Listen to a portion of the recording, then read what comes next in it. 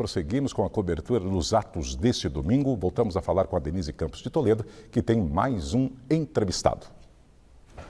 Eu converso agora com o cientista político Paulo Ramires, que é da FESP-SP e também SPM.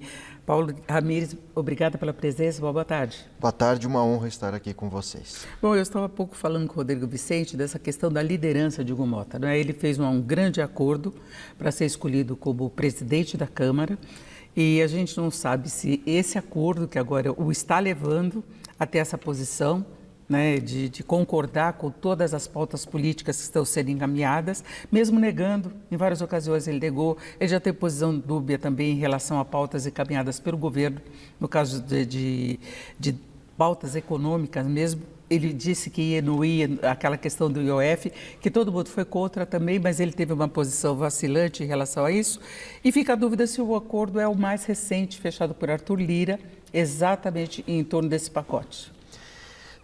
O Hugo Motta, ele é uma indicação direta do Arthur Lira e falta ele, e o que está acontecendo hoje no Congresso Brasileiro deixa bem claro, falta uma experiência, né, uma capacidade de promover as articulações e cumprir com acordos previamente estabelecidos.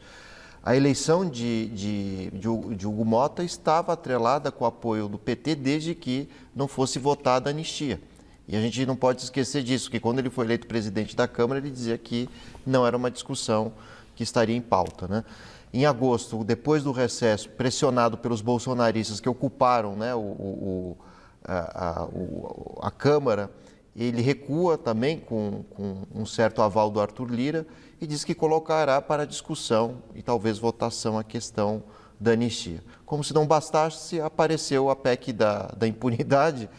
Então, isso cria um certo desconforto dos dois lados. Ao mesmo tempo que ele tenta agradar petistas e bolsonaristas, ele não faz exatamente aquilo que os dois grupos esperam, né? Principalmente com os bolsonaristas, quando ele elegeu ou escolheu o Paulinho da Força como relator.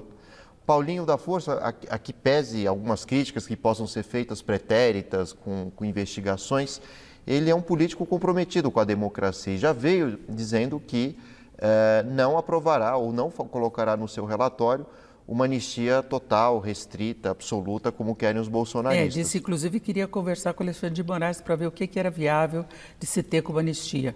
Tanto é que a PEC está sendo renomeada, né, de PEC da anistia para a dosimetria, né? Ou seja, a ideia é tentar reduzir o tempo de punição. Ele também já fez outras falas, o Paulinho da Força, afirmando que tentaria apenas dar anistia ao baixo clero, né, da trama golpista, ou seja, aqueles que participaram do 8 de janeiro, e dificilmente para Bolsonaro. Isso desagrada os bolsonaristas, né, que têm pressionado por uma total anistia. Agora, Paulo, não falta também a articulação política do PT, do partido do governo, da verdade do governo, que tinha essa posição contra a anistia. Eles acreditavam que não haveria essa votação, não seria colocada em regime de urgência e eles foram atropelados pela votação.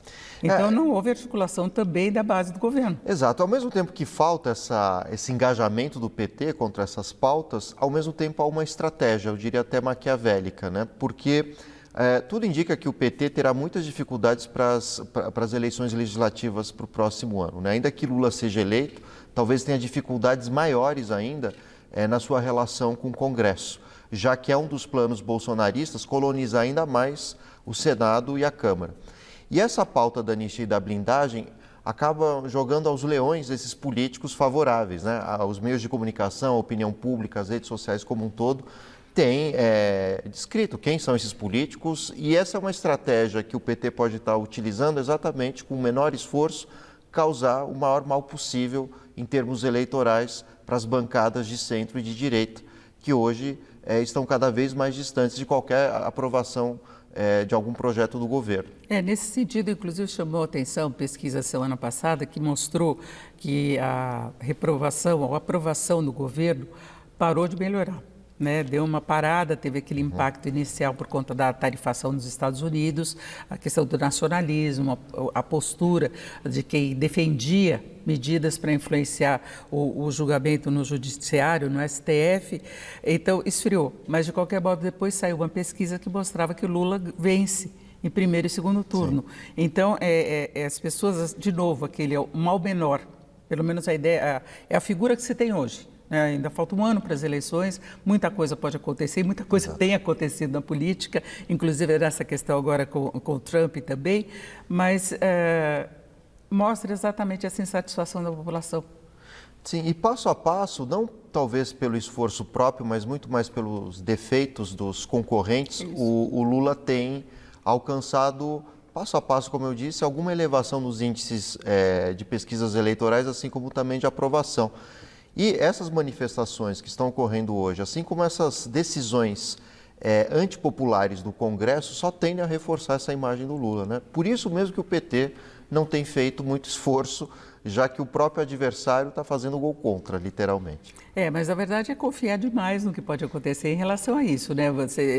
A gente está a um ano das eleições e você apostar que a insatisfação com relação ao adversário possa fazer com que a vitória esteja garantida. Exato, é o caso do tarifaço, né? Por enquanto, o Lula se beneficiou politicamente dessas restrições econômicas norte-americanas, mas se em um ano nada mudar, houver mais desempregados, os preços piorarem, isso vai mostrar um cenário em que o presidente não foi capaz de contornar o problema. Então, por isso mesmo que não dá para depender só de gols contras, é preciso que o governo também faça gols. Mas o cenário que se tem hoje nas estruturas políticas brasileiras, principalmente na relação do legislativo com o executivo, o Lula tem muitas dificuldades, né? Partidos de centro desembarcaram agora essa semana do próprio governo. Dificilmente o Lula vai conseguir aprovar algo de importante para o país. Nós vamos ver um último ano de sabotagens, chantagens em relação ao Poder Executivo.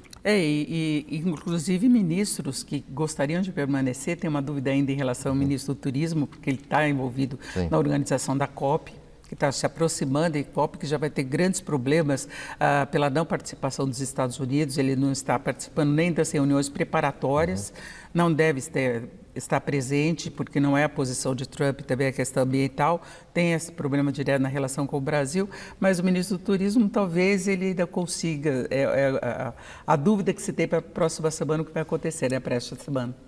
Sim, mesmo porque o que está sendo denunciado, está sendo investigado, inclusive o Flávio Dino deu abertura, né, para as investigações, atinge mais a cúpula desses partidos de centro e não necessariamente os ministros de centro que estão no governo. Né? Foi uma resposta política, na verdade. Exato, né? Então, e que talvez gere um desagrado dentro do União Brasil, entre os partidos. Né? Não pode ser que apenas uma figura prejudique as articulações políticas de todos os demais membros da organização partidária.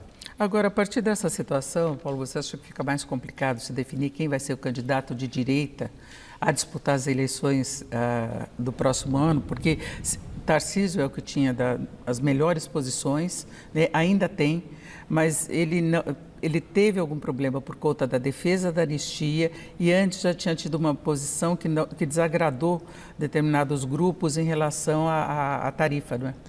E esta semana ele também disse que vai se dedicar muito mais à sua candidatura a governo do Estado, né? Então essas idas e vindas geram muitas dúvidas do eleitor, né? Ele deveria ter visitado o Bolsonaro na última segunda-feira, não foi. Então isso pode ser visto apenas como um marketing político não muito bem elaborado em termos de atrair esses votos dos bolsonaristas. Hoje o Tarcísio mais afasta do que atrai os eleitores bolsonaristas. E esse público de centro, né, que é no final das contas quem decide as eleições, os moderados, né, que ora tendem à direita, à esquerda, eles também estão na dúvida em relação a quem é o Tarcísio, né? Ele é de extrema direita, ele é mais moderado. Então cada semana há uma mudança na sua fala e isso vai deixando ele menos favorito. E fora o fato de que há uma disputa também entre outros governadores para saber se podem ou não, ou se conseguirão transferir os votos de Bolsonaro à própria imagem. É o caso do Zema, é o caso do Ratinho Júnior, assim também o Caiado, mas essas candidaturas, pelo menos as pesquisas, não têm decolado. Só que quanto mais tempo demora, mais difícil de reforçar o nome de um político, né? Bolsonaro, quando foi eleito, desde a eleição de 2014, já dizia que seria candidato à presidência em 2018. Apesar de pouco tempo eleitoral, apesar de ter um partido pequeno na época nas mãos, isso foi muito importante para que ele se projetasse como candidato. E agora, na direita, nós não vemos isso. Eles estão literalmente órfãos de lideranças carismáticas. É isso, Paulo. Daqui a pouquinho nós voltamos a conversar. O Paulo Ramires, agora é com Laerte.